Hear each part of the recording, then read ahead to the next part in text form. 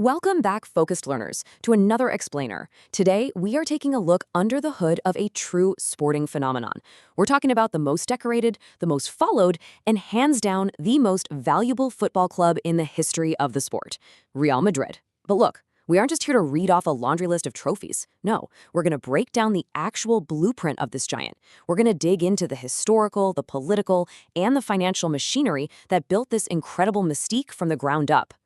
Okay, let's dive into this. $6.6 billion. That was the club's estimated valuation in 2024, making them the most valuable football club on the planet. I want to immediately establish the sheer mind-boggling scale of the financial dominance we're talking about here. This isn't just a sports team, right? It's a global financial juggernaut. And what's wild is that unlike a lot of the massive modern corporate sports franchises we see today, Real Madrid is actually owned and operated by its members, the socios. Yet somehow, they've managed to build this corporate profile that completely outmuscles billionaires and entire state-backed ownerships. But of course, that kind of unprecedented wealth doesn't just happen in a vacuum. It is heavily fueled by exactly 15 European Cup and UEFA Champions League titles. Just to put that into perspective for a second, they have absolutely dominated the absolute pinnacle of European football 15 separate times.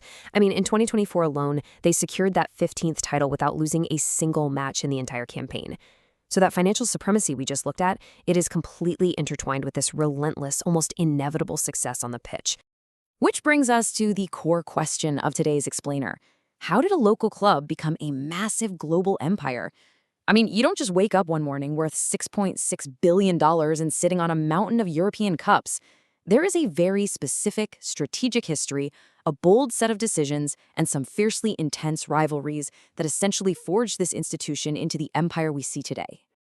Let's move to and see how this builds. So the foundations for this empire were actually laid over a century ago. They were founded back in 1902, simply known as Madrid Football Club. The first really major shift happened in 1920 when King Alfonso XIII bestowed the title Real, which means royal, upon them. But the real turning point, the actual pivot to empire, happened post-World War II, under the presidency of Santiago Bernabéu. He oversaw the opening of their massive new stadium in 1947, a ground that, you guessed it, now bears his name. But more importantly, it was his vision to sign world-class players from abroad that led directly to them winning the first 5 consecutive European Cups starting in 1956. He essentially helped create the modern European football landscape, just so Real Madrid could conquer it. But this path to royalty definitely wasn't a solo journey. It was forged in the fires of some incredibly fierce domestic opposition. Think about this. Over a century of football, thousands of goals, and yet, going into 2025, Real Madrid and Barcelona were separated by a razor-thin margin of just one single victory. Real Madrid sitting at 105 wins, Barcelona right on their heels at 104. It is remarkably, almost unbelievably tight. And that just proves that Madrid's dominance wasn't achieved by beating up on weak competition. It was sharpened against an equally massive, highly motivated rival. And you have to understand, that rivalry is about so much more than what happens on the grass. The crucible of El Clasico is deeply, deeply rooted in historical, political, and cultural tensions between the Castilian center of Spain and the Catalan region. The fuel for this fire includes some highly disputed historical events. For instance, there's the famous 1943 Copa del Generalissimo match where Madrid won 11-1. That game was absolutely fraught with allegations of extreme intimidation against the Barcelona players. Then, a decade later, you have the bitter 1953 transfer dispute over superstar Alfredo Di Stefano. He originally agreed to join Barcelona before some really complex legal and political mediations resulted in him playing for Real Madrid instead. Now, it is absolutely crucial to note objectively here that fans and historians from both clubs often heavily exaggerate the myths that favor their own narratives. But regardless of the mythology, these intense historical frictions undeniably built the modern rivalry we see today. This brings us to a really fascinating quote from Fernando Maria Castilla, who was Spain's Minister of Foreign Affairs under General Franco from 1957 to 1969. He literally stated, "Real Madrid is the best embassy we have ever had." During a period when Spain was highly isolated internationally under the dictatorship, Real Madrid's sweeping dominance of the European Cup in the 1950s became a highly effective tool for the country's international image. The club was winning abroad, and the regime clearly recognized and utilized that success as soft power on the global stage.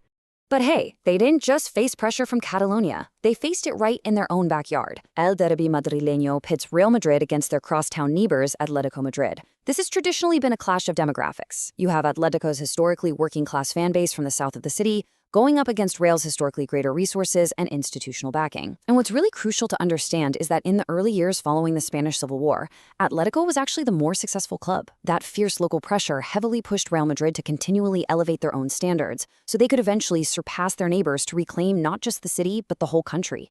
Now, what's really interesting about this slide is the formula behind their modern transformation.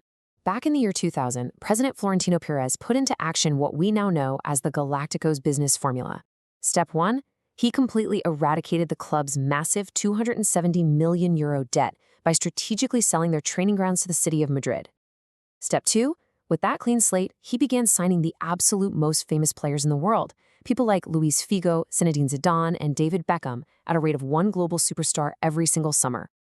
Step 3, he used those instantly recognizable faces to ruthlessly exploit worldwide marketing, especially in huge new markets like Asia.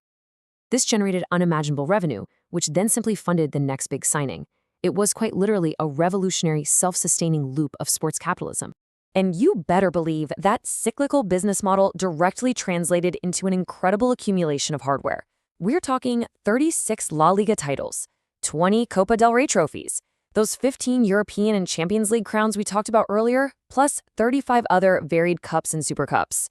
By turning the club into a massive global brand, they ensured they always had the financial muscle to buy the absolute best talent. And that, in turn, practically guaranteed continuous, unprecedented success across literally every single competition they entered. Which leads us to a truly mind-blowing milestone, €1 billion. The Galacticos strategy paid off so efficiently over the following 2 decades that in the 2023-2024 season, Real Madrid became the very first football club in history to cross the €1 billion annual revenue threshold. That's not their valuation, folks. That is actual cash generated in a single year. They essentially perfected the business of football. Yet, as it turns out, immense wealth does not buy you a peaceful life in modern football.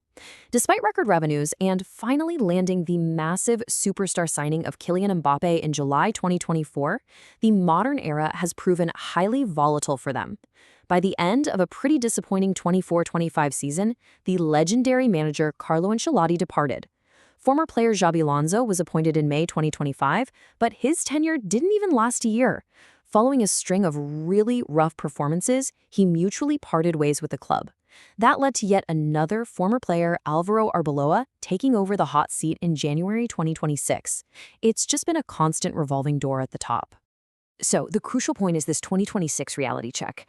Even a $6.6 billion empire faces massive hurdles. I mean, the team finished as runners-up in all 3 domestic competitions in the 2024-25 season. By May 2026, they actually had to watch their fierce rivals, Barcelona, secure the La Liga title over at Spotify Camp Nou. And you could tell the pressure was cooking the dressing room from the inside. Just days before a crucial El Clasico in May 2026, an intense physical altercation broke out between teammates Federico Valverde and Aurelien Tchouameni. It was so bad it left Valverde needing stitches and resulted in massive €500,000 fines for both of them. Now they're attempting a seriously difficult rebuild under Arbeloa while trying to manage this extreme internal friction. And all of that leaves us with a final question to ponder today. They have just completed these massive, state-of-the-art renovations to the Santiago Bernabéu, creating an 85,000-seat technological marvel. They have the money, they have the brand, and they certainly have the history. But with their management in total flux and fierce rivals pushing them right to the brink, can the architects of the Galacticos engineer another century of absolute dominance? Or is the weight of their own massive expectations finally catching up to them? Think about that as you look at the structure of modern sports. Thank you so much for joining me on this explainer. Focused learners, keep asking those big questions, and I'll see you next time.